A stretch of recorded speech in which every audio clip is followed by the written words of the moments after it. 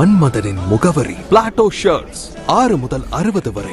மன்மதனின் முகவரி Plato shirts. மதுரையில் தமிழ்நாடு ஜல்லிக்கட்டு பேரவை 19வது ஆண்டு பொதுக்குழு கூட்டம் ஜல்லிக்கட்டு பேரவை மாநில தலைவர் டாக்டர் ராஜசேகரன் தலைமையில் நடைபெற்றது. இக்கூட்டத்தில் ஜல்லிக்கட்டு பேரவை மாநில செயலாளர் R.M. நாராயணன் மற்றும் யானைமலை ஒத்தக்கடை ஸ்ரீ காளியம்மன் ஜல்லிக்கட்டு பேரவை மற்றும் ஸ்போர்ட்ஸ் கிளப் சார்பாக ஜல்லிக்கட்டு பேரவை தலைவர் P. ராஜசேகர் அவர்களுக்கு ஆள் உயர மாலை அணிவிக்கப்பட்டது. இதில் ஜல்லிக்கட்டு பேரவை உறுப்பினர்கள் நிர்வாகிகள் கலந்து கொண்டனர். மதுரை டைரி செய்திகளுக்காக கே. திருப்பதி.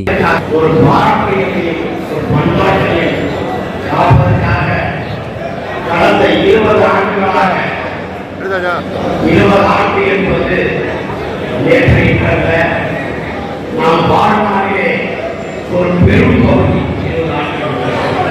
அன்னை மீனாட்சி வரலாம், இறைவன் வரலாம்.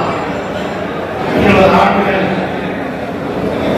நாம் இந்த ஜல்லிக்கட்டுக்காக பொருள் ஆசை என்பதை விட அதிகமான நேரத்தை செலவழித்து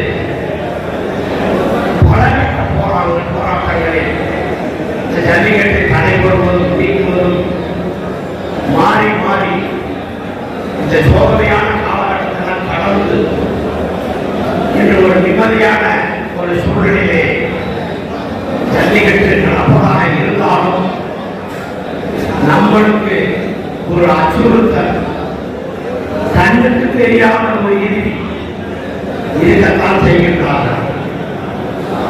உதாரணத்துக்கு சொல்ல வேண்டும் என்றால் 2017 ஜல்லிக்கட்டு போராட்டம் ஒரு புரட்சி ஏற்பட்டது.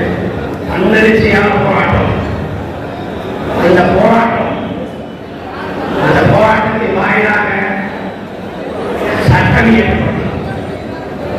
சரி, இனி இதோடு முடிந்தது, இனிமேல் நமக்கு பிரச்சனை இல்லை, ஜல்லிக்கட்டுக்கு இனி தடை வராது, இனி யார் நீதிமன்றத்துக்கு செல்ல மாட்டார்கள் என்று நினைத்திருந்தோம். ஜனவரி 17 ஆரம்பித்து 22ஆம் தேதி 5 நாட்கள் அந்த ஜல்லிக்கட்டு போராட்டம் நடந்தது. அந்த 5 நாட்களிலே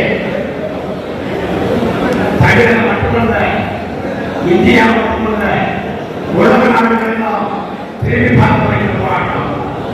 இந்த போராட்டத்தை நீக்கி இனி ஒன்று நமக்கு ஒரு எழுச்சி வராது. மொத்தத்திலேயே அரசியல்வாதிகள் தான் மிரட்டு மொழி இருந்தார்கள். ஆனால் அந்த ஜல்லிக்கட்டு போராட்டத்தின் வாயிலாக இந்த சட்டம் இறுதியானது நமக்கு தீர்க்கமான முடிவு என்று எண்ணியிருந்த வேளையிலே அதே ஒரு வாரத்தில் ஜனவரி 31, 2017 15 வழக்குகள் உச்சநீதிமன்றத்தில் போடப்பட்டது.